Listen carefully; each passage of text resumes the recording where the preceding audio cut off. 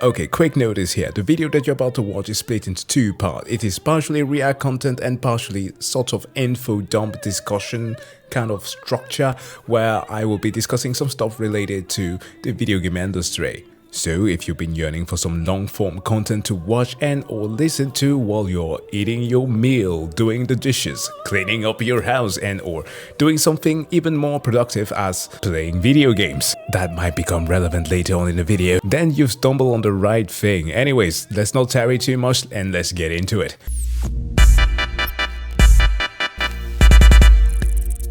How's it going, folks? Jack here. By the time that this video is out, it is likely going to be a Monday. I'm recording this on Sunday, just so you know. So happy start of the week and welcome back to the Chill Zone. I'm Jack and I'm about to do some yapping. You see, I have been asked to share my thoughts on the situation of the gaming industry and also a few general things, as it feels as if we have all been put under the effect of a domain expansion.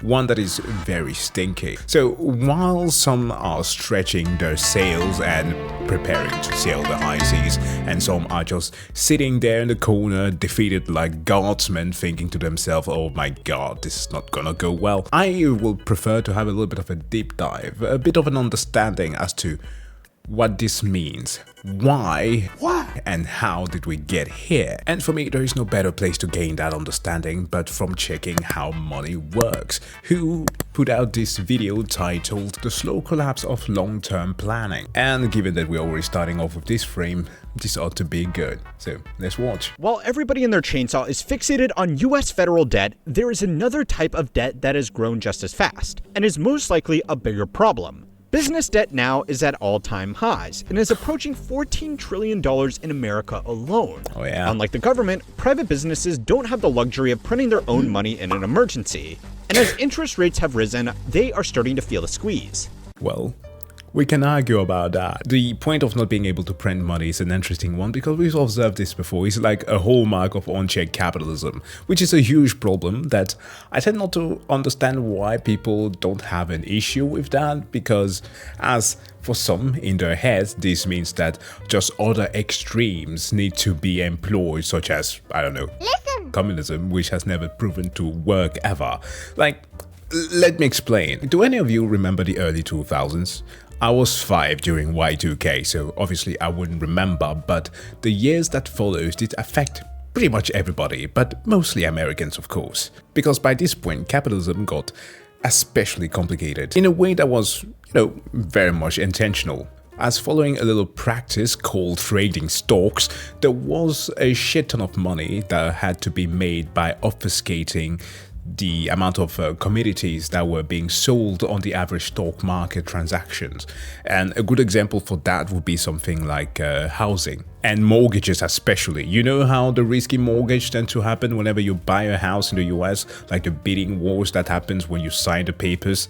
I know, it's a weird thing to say, buying a house in this economy. What the fuck, is this allowed? Now, to illustrate the absolute clusterfuck that was this mortgage bidding, I think that I have a perfect clip from Ben Jordan to show you. Yes, the musician. Here's an example of a 2005 style mortgage. It's an expensive house. It had ninja verification, which means no income, no job or assets. The credit score is around 500 and it has an 8% or higher interest rate. That's an ARM loan, meaning that it will be adjusted to the market in the future. The delinquency rate of a mortgage like this in 2008 was 25%. So anyway, if you want to buy it, I'll just take 2% of the overall value and you'll still make a bunch of money when the loan is paid off. Why don't you want to buy it? Hang on, I have an idea. Let's make this a little bit of a safer bet. Let's mix it up with some other mortgages here and I'll get somebody who depends on me for business to give it a rating. And then we can just call it a mortgage-backed security, which is a type of bond. And it's a bit like a future, but it's even better because you can exit the investment whenever you want just by reselling it.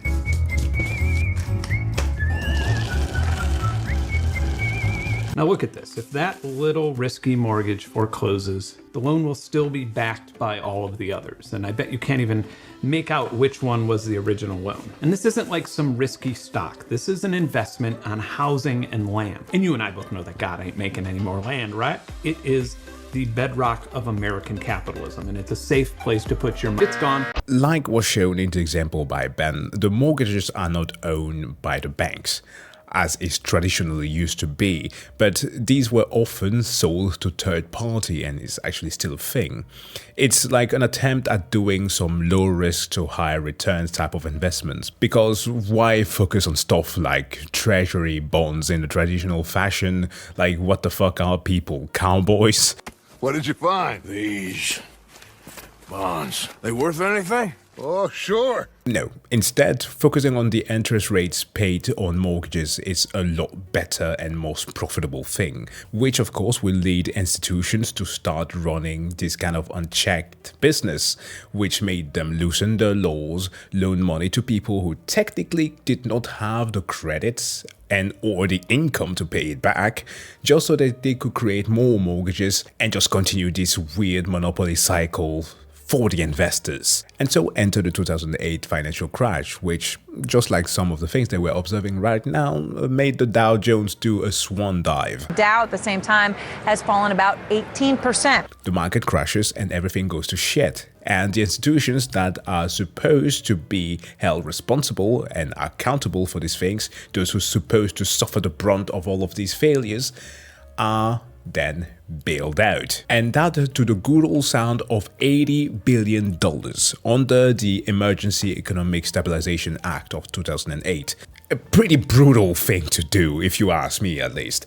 Some 12 years later, of course, we get to see the cycle repeat itself in 2020, like how the ultra-rich, for which I want to keep that distinction there, like I did in the previous video, for the people who tend to get butthurt when they think that the criticism is targeting just the private business owners. It's not you. The ultra-rich were screaming at the top of their lungs when the Trump administration announced that All very much is a very important day. I'll sign the single biggest economic relief package in American history, and I must say, or any other package, by the way. It's twice as large as any relief ever signed. It's $2.2 billion, but it actually goes up to $6.2 potentially billion. the truth of the matter is that big tech companies, in the same light that automotive companies were bailed out in 2014 or so, received immense relief packages and lifelines that were nowhere compared to what the average Joe would get, and actually ended up costing the taxpayers billions of dollars. In other words, long story short, businesses might not be able to print their own money, but their influence, for some reason, wants them to cry loud enough till the government prints the money for them. To make matters worse, most of this money hasn't been used to make productive investments. It's been used for financial engineering to make investors happy in the short term.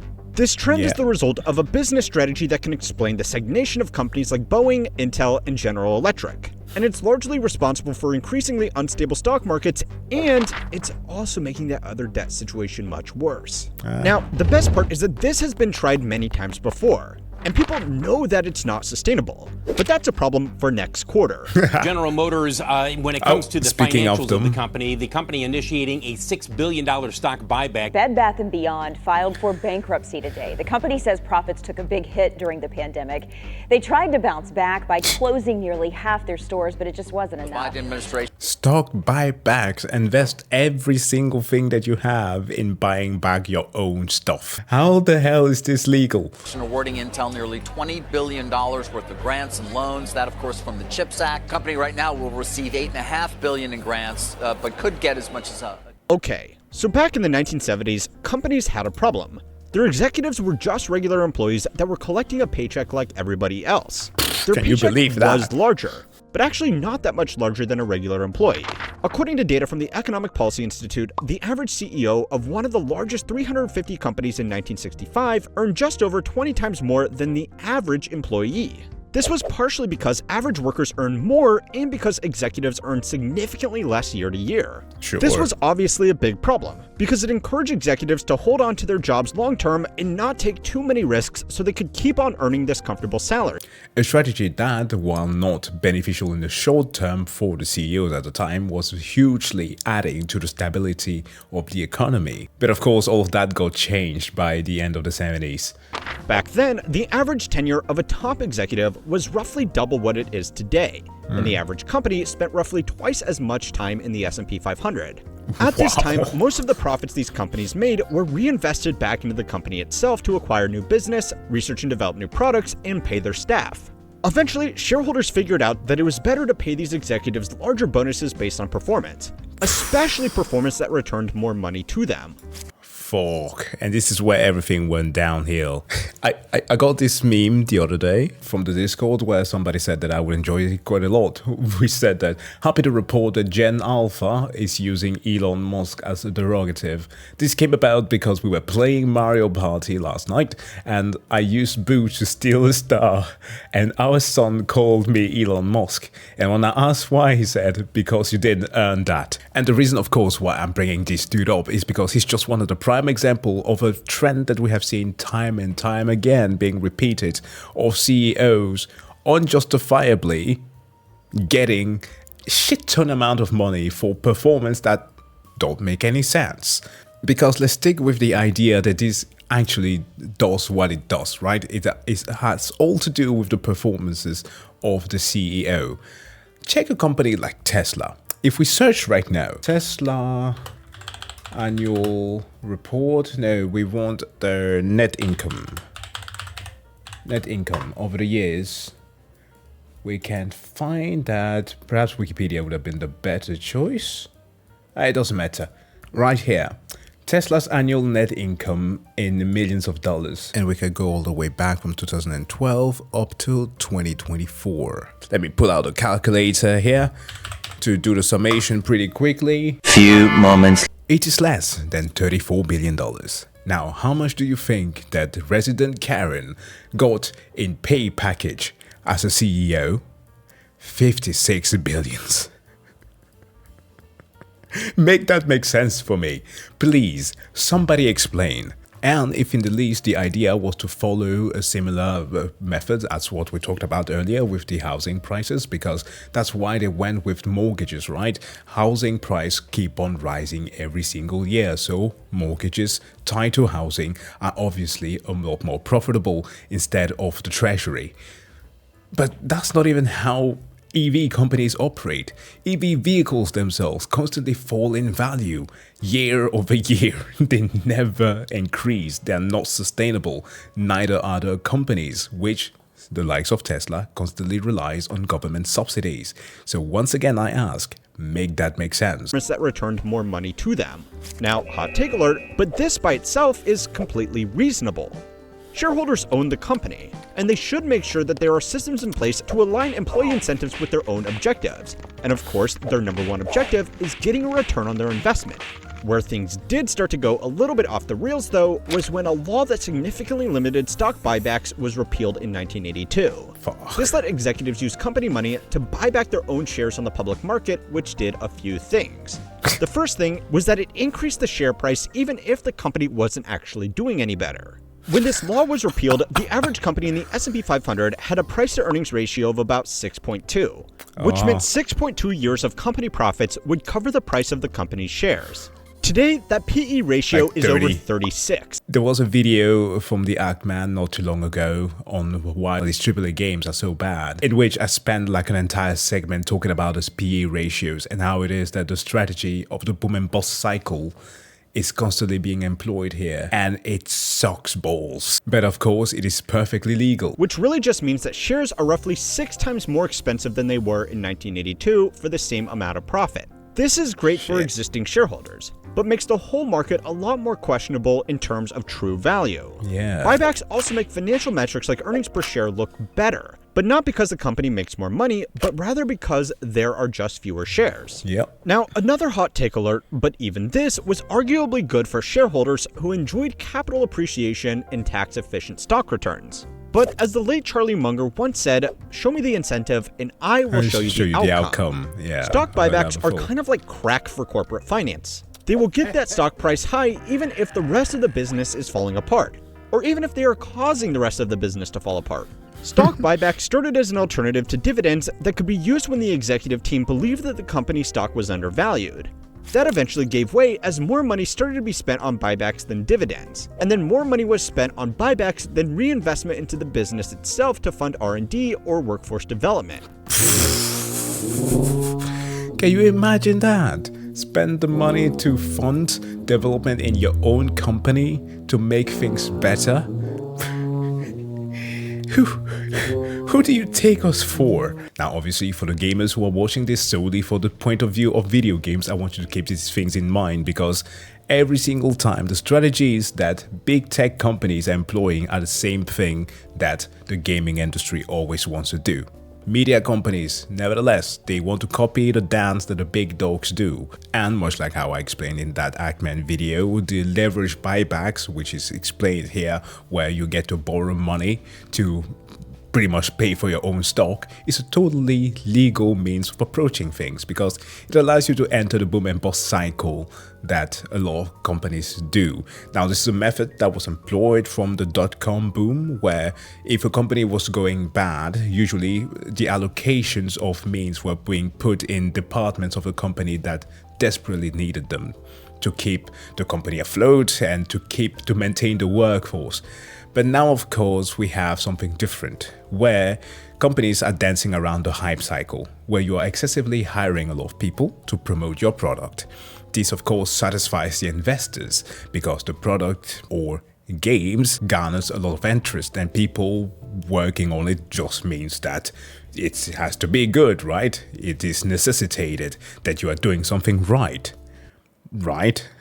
No, because you just need to put out a product that people think they need, which necessitates a demand, and it doesn't really matter if they need it. Once the PE ratio is high, and the stocks also feel high enough, you can just lay off your talented and very competent workers so that they just waste away because they're dead weight. Because by now you will have enough real cash to cushion whatever fall you might suffer during the low end of that cycle. For CEOs, of course, it's just a perfect way to pump the numbers and to secure a massive bonus, but for the average worker, fuck them. A lot of companies took it even further than this and spent more on stock buybacks than the company was making in profit. They did this by borrowing money to buy their own shares back from their own investors, which is why corporate debt is at all-time highs. Now, for most businesses, this was clearly very dumb, but it pumped stock prices enough for CEOs to make absolutely enormous bonuses. The average CEO now earns more than 340 times more than their average employee. And with such enormous fortunes that can be made in such little time, it's very hard for anybody to not play the game. Of course, it's not sustainable. So corporate buybacks have been bad for workers, bad for the economy, and worst of all, it's been bad for the investors. But people already knew this, and there is a reason that they simply don't care.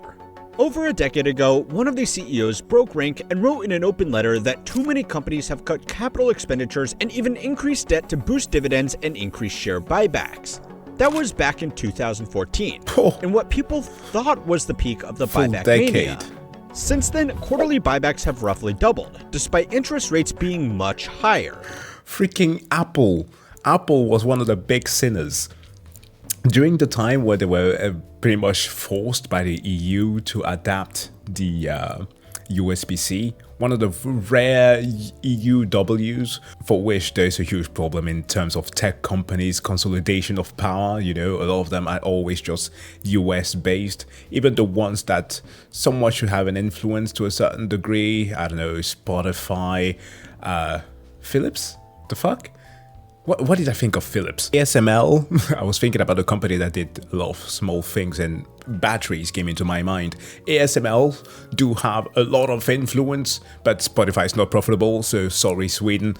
Gotta take a little bit of a shot once in a while as Swedish brothers. But even when companies like ASML are freaking big, starting up a company in the EU is hard because of the many regulations across the many countries that are involved in the European Union. However, they do put a stranglehold on doing this kind of nonsense. But essentially, when those conversations were happening, there was also a huge buzz about how it was that Apple's insane reliance of stock buyback was likely going to hurt the company in the future. Which would theoretically make businesses want to hold on to cash rather than borrowing it.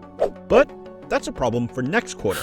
By the way, the CEO that betrayed his executive comrades to raise the alarm about how share buybacks had undermined the market was none other than Larry Fink, the head of BlackRock, the largest asset. BlackRock, no Palantir. Fuck no. God damn it. manager in the world. So yeah, it's pretty easy to blame the rise in short-term thinking on corporate executives using questionable financial strategies to make themselves incredibly wealthy. But they are really just a symptom of a much bigger problem that goes well beyond corporate America, and there are a few reasons why this is happening.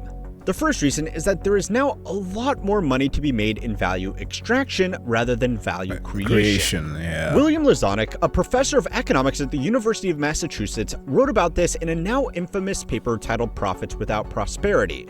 He noted that between the end of the Second World War and the early 1970s, most businesses became successful by creating value for consumers or other businesses. Today, that's much harder, as companies are trying to keep up with their financial commitments to shareholders. Over time, more money for research and development has come from the government instead, as companies have spent what they used to spend on R&D on pumping up their own stocks. Yep, all of those government grants and all of that are coming from there. And that's another point to keep in mind. Who are providing the resources for the actual growth? I will say there are perhaps 3 entities, but the third one isn't really as influential. It depends on very independent work, but we'll get to that eventually. Today, corporate profits are at all-time highs, while a record number of companies are actually losing money. This again is largely the result of short-term business planning. As companies' price-to-earnings ratios have expanded, the best way for innovators to get money out of their ideas is not actually to run a business. It's to scale a business and then sell it. When average company PE ratios were 5 to 6, that means it would take 5 to 6 years for the business to cover its purchase price. Good founders would rather stick with their business because they could make that money back pretty quickly. Today, some valuations are easily as high as 100 times earnings. This freaking monster. He had to show his face, of course. This was the ex-CEO of WeWork, a company that was demolished over a period of, less than a month? So founders and early investors would be long dead before the company has had time to make more money than what they could just get by selling. Now, some of these companies could continue to grow, but a lot of them still fail. A lot of them never make any profit at all, but still make their founders very wealthy. Big existing companies don't mind this, because it lets them simply purchase the best ideas before they can compete with them. And they don't need to take the risks of funding their own technical development. Business of acquisition, keep that in mind as well. Even still, the net earnings of the largest listed companies in America is claiming the highest share of GDP in history, which in plain English means corporate profits make up more of our economy than ever with the exception of early pandemic stimulus. So where are these profits coming from?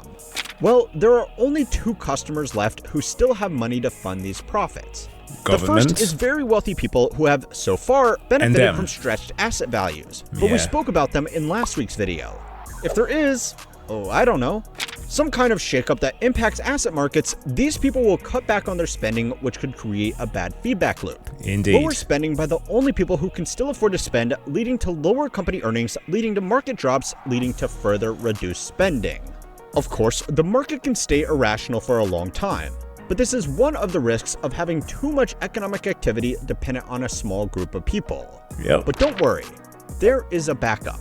The other big spender is the government, who either directly through contracts or grants or indirectly through other spending has been such a big driver of corporate profits that you probably didn't even realize that I mixed up these charts. Wow. They're the same picture. Through contracts, schemes, deferments, subsidies, incentives, co-investments, bailouts, financial protection programs, offsets, bonuses, grants, public-private partnerships, guarantees, and intellectual property awards, there are limitless avenues for businesses to make money off government spending. Now, it wouldn't happen that a country, in order to cover those costs, ends up borrowing from another country to sustain that model, would it? Nor, I don't know, take it away from the citizens' savings, such as, the retirement plan or the taxpayers' money, to make it even more unsustainable and unstable for the future generation who they claim are too lazy to work, right? Those things definitely would not be happening. This is not to mention new initiatives like the potential cryptocurrency reserve, which will also largely benefit institutional asset holders. But that's a whole different discussion. Now, to be fair, regardless of party, over the last 50 years, the government has become an incredibly lucrative customer. Just federal government expenditure now accounts for more than 1/3 of our GDP. which is higher than even the total war economy of 1944. Other countries like the UK are higher, but here in America, we also have significant spending done by state governments as well. So it's not an entirely fair comparison. Yeah. Business executives are not the only people guilty of looking out for their own short-term interests at the expense of wider long-term consequences. Government programs that put money into people's pockets, create employment, and promise to solve big problems are really easy to announce. But once they are operating, they are really hard to roll back. Because nobody wants to be the politician laying off workers ahead of the next election. As Lazonic noted in his article, this has over time created a system of profits without prosperity. And now, even those profits are balancing on a delicate system of speculative wealth and unsustainable government spending.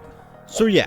Which is why when you are deciding to enact such things as predatory tariffs on individuals who in fact do not do those predatory tariffs, you're creating a system that is even more shaky than what has already been. And don't give me the copium of, oh, that's just symptom of a cure. Executive compensation has become so generous that just 1 or 2 years of these bonuses can set your family up for lifetime generations. saving, yeah. And if the company crashes and burns after that, it really doesn't matter. Oh, he had to do the WeWork one. Jeez. This hurt a lot of people. For you. Kinda sucks for the employees though. The same basic truth is true for starting a company. It doesn't need to be a viable business anymore. It just needs to shake things up that it gets it acquired. There are buyouts that happen every single day that would also comfortably set people up for life. Yep. Now the solution to these problems are the same old boring solutions to almost every problem in corporate America. Regulate the financial fuckery that the CEOs are allowed to pull with their own stocks and control corporate consolidation. If people can only get rich slowly, then the next quarter becomes their problem again. The last big problem is that a lot of people in leadership positions in businesses or the government have become extremely old. Now, with that part done, how do we translate that into the gaming industry? Well, this is something that we can do by taking a statistical approach like was done by the people at Epelion, whose more specifically CEO Matthew Ball made a 230 or so slide long presentation called The State of Video Games in 2025, which is mostly the inspiration for this very video. Because in all fairness, I could be talking about my opinions and observation on the human impact that this has had, but we'll be here all day. And also, no matter how much you want to twist or turn it, the main culprit will always remain the money.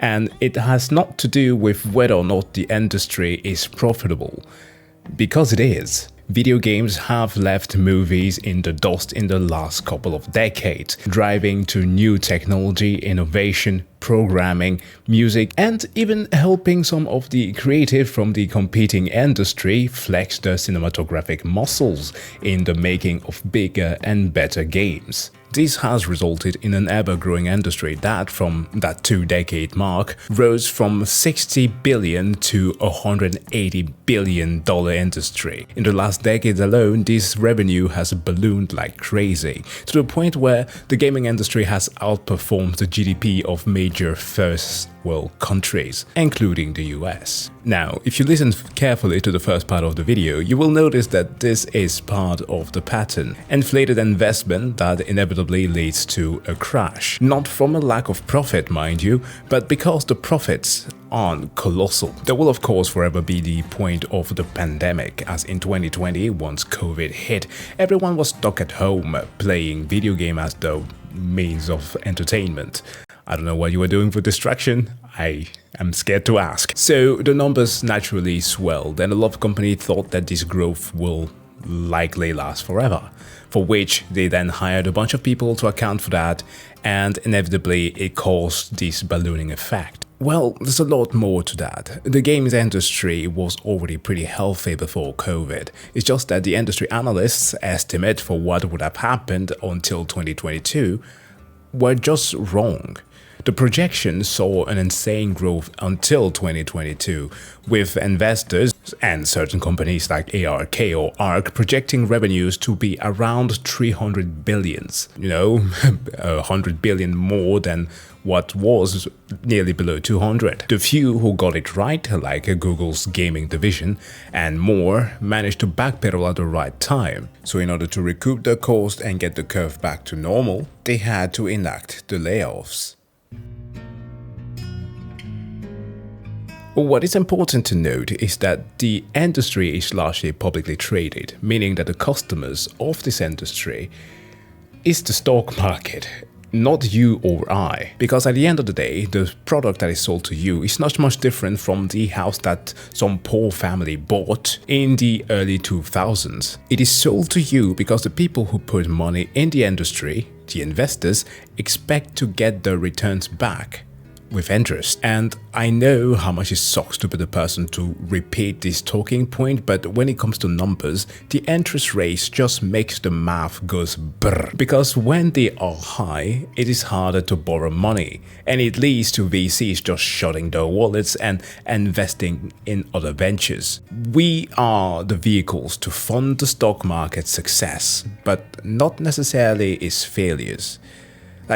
Let me explain. There is often a desperate position that companies take when they have to make the nth battle royale game, despite there being but 3 options that most people really want to play, or making a live service or hero shooter in an oversaturated market when they don't really introduce something new to it. Or this might just be my favorite, when they steal ideas from people without crediting them, betray their own identity by just pandering to sensationalism and or a trend, and just make choices that seem crazy to us. Well, they do this because they have to scramble to get the investors their money back. So just as an exercise, next time that you're wondering why, let's say, Bungie ignored their own devs' plea for PvE, or why does X company or X games not do this one thing that easily could get them in good favor, within good reasons, of course. I'm not here to pander to gooner propaganda. It is because it's not made for you. They will always stick to a model that provides the highest PE ratio, like was explained in the first part of the video, where the potential revenue is the highest. So what prompted the quote-unquote failure of the industry around 2023 had all to do with optics and the fact that the impossible to meet expectations just simply flattened. It wasn't following the steep curve that it predicted, it just stuck to its normal growth. And this was of course made a lot worse due to the fact that 2.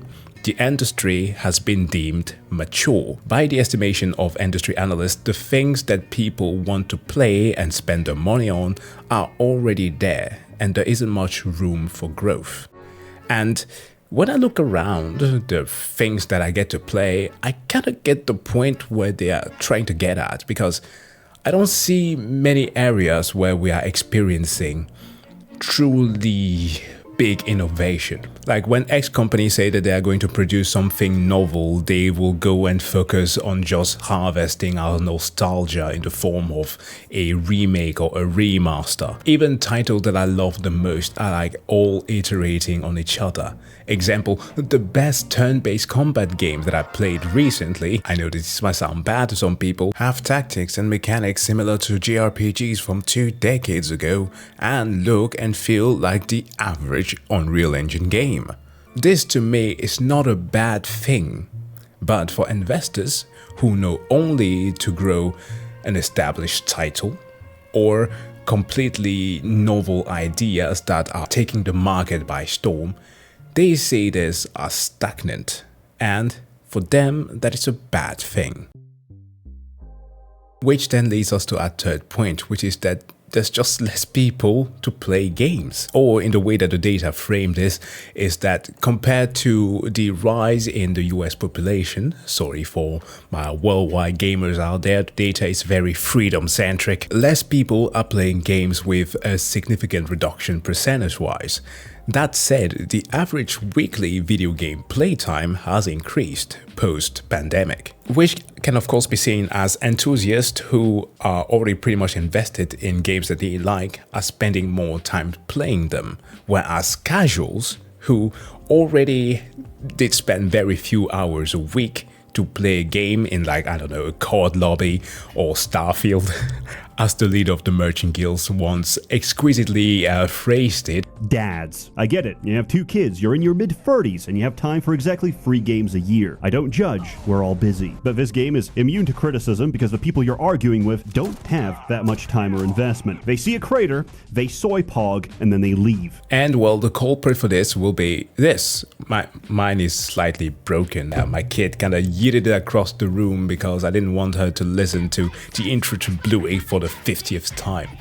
I mean, a reasonable crash out. But such things as social videos, the biggest contributor to our downward spiral into a death by amusement, is the problem. You know it, I know it, and science backs it up. Our attention is our biggest currency, and in recent years we've gotten really bad at honing it. And if you've made it this far, nice, and thank you for your valuable time watching and listening to me while you do something more beneficial or productive, or perhaps also play a game. That's what I asked you to do at the start of the video. There is basically a surplus of entertainment for us to consume, and only a limited amount of time for us to do so per day. Like, take a look at this.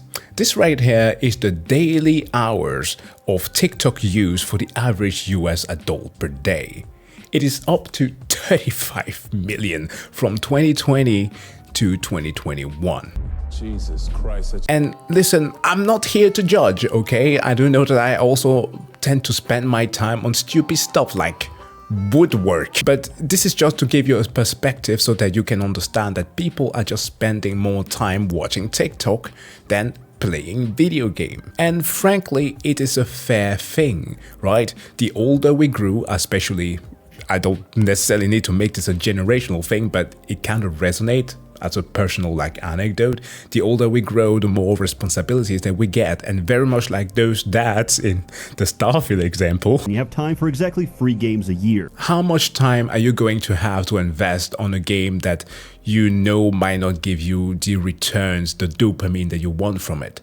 The choices that you make become very specific, and at the end of the day, you just end up sometimes not even playing at all. At times, the thing that I used to do as a kid, right, watching people play certain games at the maximum setting because I did not have the proper rig to do so, is no longer an issue. I can play all the games that I want to, but I don't have the time. So I will relinquish to watching other people do so that I can get that experience. And it sounds weird, but that's kind of how we are coping with this. We have created a massive conundrum here. It's like how the shift from the written words to having our primary way of transferring information come in a form of mass media, be it radio or television. We started changing the way that we think and the way that we interact with things. Like an example, if this video was an established one, like let's say something made by H-Bomber Guy, a video on immersive sims, right? You would likely watch this while directly heading to the comment section below and remembering to like and subscribe. I'm teasing you. But seriously though, you get my point. Not only will you be plagued by immediacy, right, this sense of urgency, but also with efficiency, which is something that is demanded of us more and more. And combine this with the fact that it's not just TikTok with its 35 million hours, but Twitch, YouTube, Instagram, Twitter, you name them, who are all vying for the same thing and keep you notified at all time. And hold on there, Buster, don't forget you need to optimize your time so that you are more efficient. What are you to do? The effortless access that the phones give us to entertainment dictate for many that if they are going to play something, if they even have the time to do so, they are, for one, going to choose the phones, as they now account for 55% of the total market. And yet, despite how the billions of players that the smartphone adoptions brought being tripled since 2014, it is nothing compared to the competitor that is social video, which then brings us to the second cases that the people who then still have very little time will do, which is, they are likely going to go with the approach that the AAA industry does things with, which is to take the safest choice. Not the avant-garde indie title that might make you feel something different, stand out from the crowd, but take the established franchise. Like in this report here by Matt Piscatella, who's an industry analyst, who wrote that after just 1 week on the market, Elder Scrolls 4 Oblivion Remastered is already the third best-selling game of 2025 in the US, trailing only Monster Hunter Wilds and Assassin's Creed Shadows. Now, while these aren't the most critically acclaimed games, not at all, unlike the one behind me, and 2 of these sell at a $70 price point, when the money hits the table, these are so far the 3 best-selling game of the year. So like, yeah, when it comes to the idea of at least recouping the cost and trying to get the customer back so that they can make some money, they are going to try to get you back on the platforms, the platform that allows you to at least see their games, because the PC market doesn't suffer that issue. Like, I can look at my PC right now and Steam will pop off and what is new here? Expedition 33, Schedule 1, Rust. Oh my god, are people still playing Rust? Final Fantasy 14, Apex Legend, mid. And so companies are going to look for ways to keep you on their games and spend more. Longer games that take forever to finish, introduce some microtransactions, implement something that the market has adjusted the vast majority of people to just accept as mundane, like AI.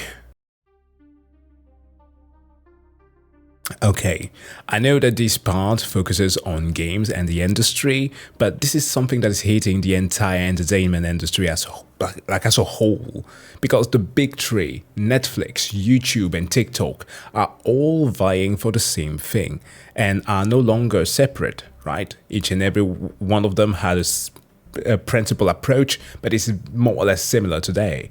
And when the investors are now pulling out of the games industry because of its supposed failure to then invest into something new, a new venture that is increasingly flirting with AI usage, the funding that was in 2022 is now down 70%, even though player spendings are up. So like, the answer to the question that you might have asked yourself many times of, but the game is clearly selling well, so why are they doing this? The answer is that it's publicly traded. In a publicly traded market, in a traded market as a whole, people who usually look for short-term solutions will look up to investors and have them dictate the dance that they have to dance. And that is often due to the fact that the revenue that they make from the games that we buy, even when it is deemed to be a success, is just not good enough. It does not live up to the investors' expectations, and especially not when the investors want the return of what is produced through AI. Do you remember this horrible artwork that was made for Ark Aquatica like a month back? Ark has brought you 10 years of unforgettable adventure. All of those journeys, those fights for survival, have been leading to this. Are you ready?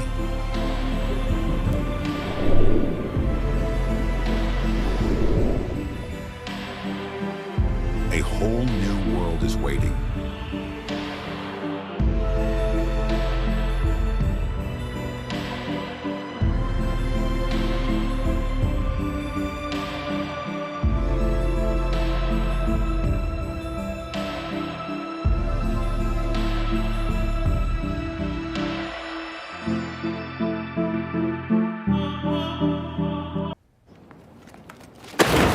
They presented this at GDC, where investors go to have explained what gaming is about. How about when EA and Andrew Wilson on their Investor Day of 2024 needed to impress some investor types with zero knowledge of what makes games? They focused the presentation on innovation accelerated and amplified by AI. I remember that because I cringed so much when I watched it. They had not held this event in 8 years and focused on what is generally machine learning, but called it AI because that's what investors want to hear. But that and other AI slop. Make it more epic. Wow. Are you seeing this? Yeah.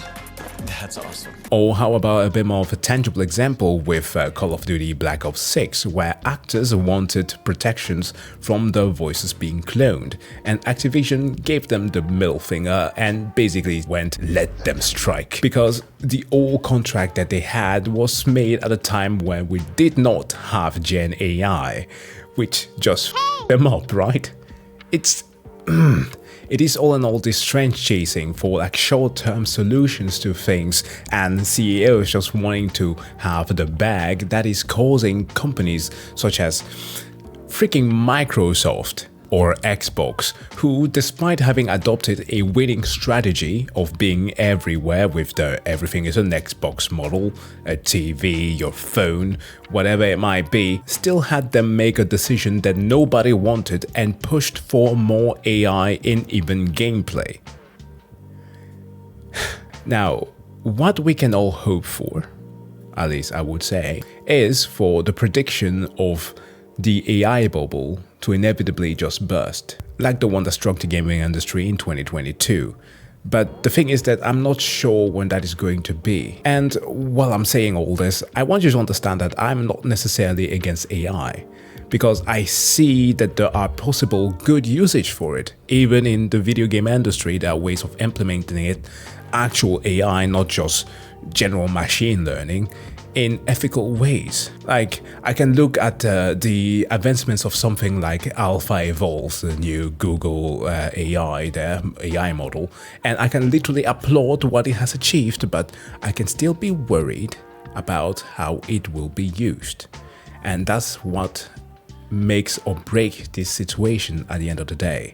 So what can we conclude this with? We find ourselves on the precipice of a possible crash, where prices are too damn high, yet people are buying. The industry failed to truly innovate, or just doesn't want to innovate because it is considered mature, or because they just simply fail to find avenues for projection for insane growth. And of course, there is our attention span that is killing games. When I'm talking about a crash that I expect will happen, I'm not saying it in the sense that we're going to experience something similar to the 2008 crisis, but I'm talking about a reset of a sort. Like, the current layoff strategy that studios have adopted is merely there to cover the short-term falls, right? Because a company looking at long-term projection is something for the next quarter. But this strategy is of course leading to massive talent loss, attrition, and just brain drain,